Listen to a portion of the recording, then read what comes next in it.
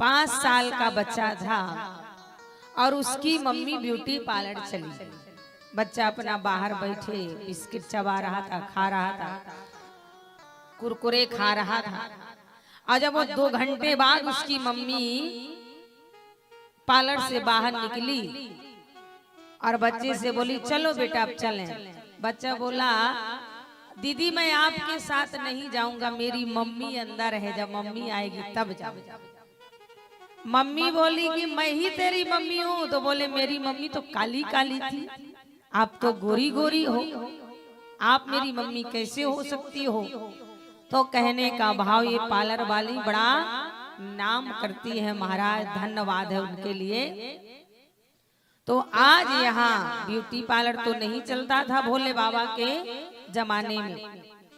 भोले बाबा के जमाने में यहाँ बारात जानी थी माताओं, तो सारे बाराती तैयार हो रहे हैं। ब्रह्मा जी अपने हंस को तालाब में ले जाके खूब धोया, तो हंस तो वैसे ही गोरा था और गोरा हो गया। भगवान विष्णु ने अपने गरुण जी को धोया, वो भी अच्छा चमकने लगा। देवराज इंद्र ने अपने हाथी को धोया, तो हाथी भी चमकने लगा। अब यमराज ने भैंसा को पकड़ा, यमराज ने पकड़ा भैंसा को, तालाब में जाके खड़ा किया। इतना शैम्पू लगाया, इतना रगड़ा, इतना धोया, तालाब सफेद हो गया शैम्पू से, पर भैंसा काला का काला रहा, गोरा नहीं हुआ।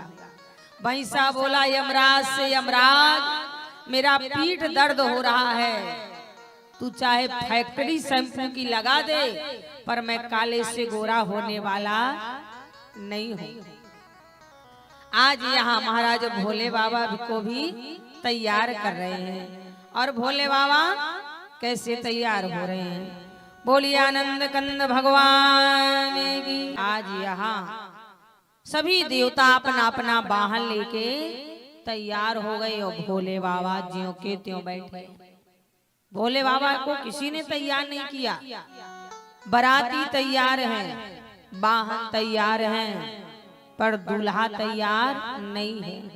तब भोले बाबा ने अपने 2 गणों को बुलाया और गणों से बोले हमारा श्रृंगार करो। कौन? श्रृंगी और भृंगी आए और भोले बाबा का श्रृंगार कर रहे हैं। बोले से वही संभव गण करहि श्रृंगारा, जटा मुकुटे अहि मोर सवारा।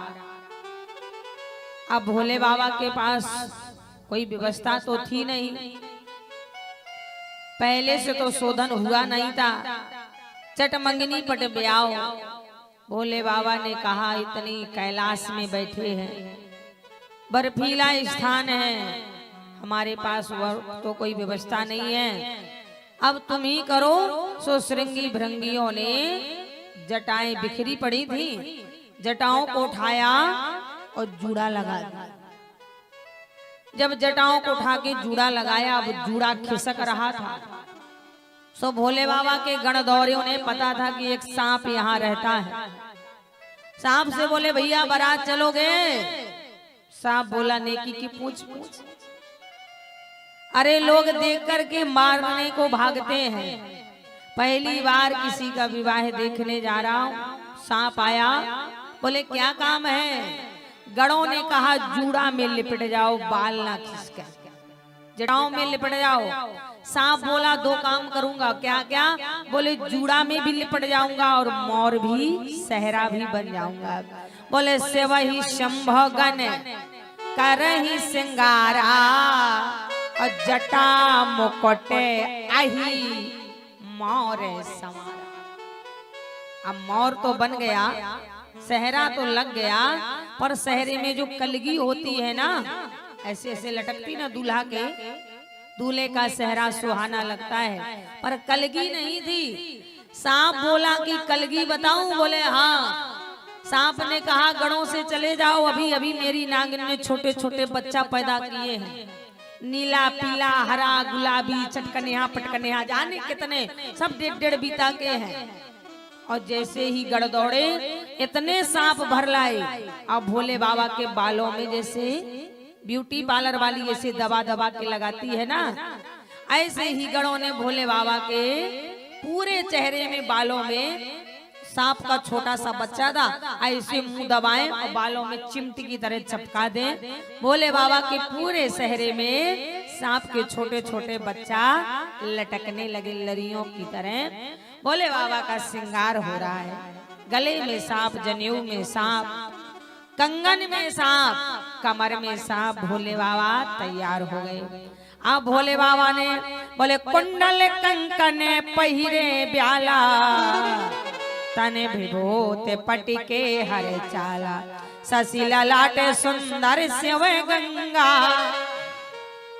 नयन तीन ओपे बीते भोजंगा। भोले बाबा बड़ा सुंदर दूल्हा बनके तैयार हुए।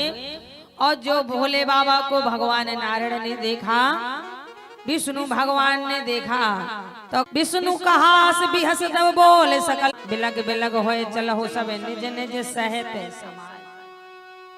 जस दोल है तस बनी बराता, कौतक विविध होए मगे जा।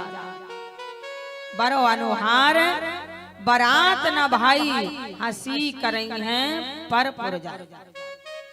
भाई जैसा बारात बड़ा सुंदर है, सब 33 कोट देवता हैं, सब बड़ा सुंदर सुंदर मुकुट लगाए हैं, बड़ा सुंदर सुंदर कपड़ा पहने हैं, सुंदर सुंदर अपना अपना वाहन लिए हैं। और भोले बाबा राख लिपेटे हैं, बिच्छू ततैया बर्रैया सांप लिपेटे हैं। भला ये ऐसा दूल्हा अच्छा लगता है। सारी बारात निकल गई।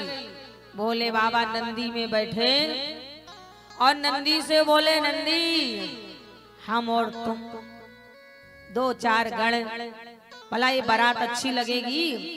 नंदी ने कहा महाराज तुम बारात दूल्हा बन के नहीं लग रहे हो, ऐसा लग रहा है तुम ससुराल ना जाके किसी मौसी के घर जा रहे हो।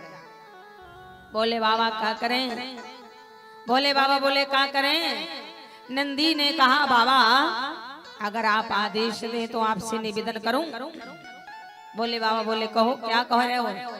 नंदी ने कहा महाराज जब किसी का विवाह होता है तो भूत प्रेतों को लोग डिब्बा में बंद कर देते हैं, और ये आपकी गण है, आपके विवाह के लिए ललायत हैं, आप एक बार भूत प्रेतों को तो बुलाओ। भोले बाबा ने कहा बहुत अच्छा। भोले बाबा ने डमरू बजाया और महाराज जितने भी भूत प्रेत पिशाच डंकनी शंखनी जितने भी भूत थे सबको भोले बाबा ने बुलाया।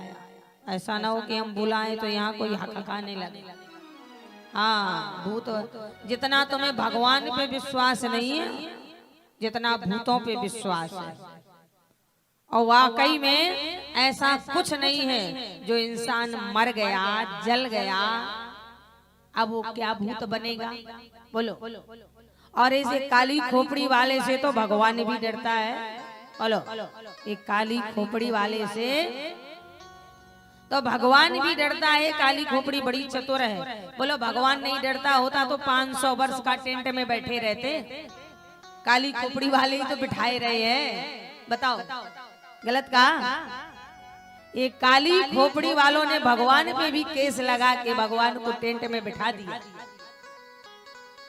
जज भी काली खोपड़ी का है, वकील भी काली खोपड़ी का है, केस लड़ने वाला भी काली खोपड़ी का है, मंदिर बनाने वाला, जीतने वाला, हारने वाला, बोलो भगवान को बनाने वाला कौन है? इंसान ही तो है। पत्थर की मूर्ति को कौन बनाता है? इंसान।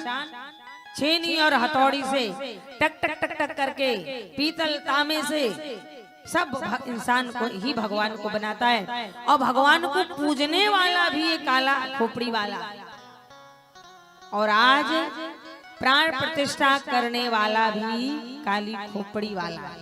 जा पर कृपा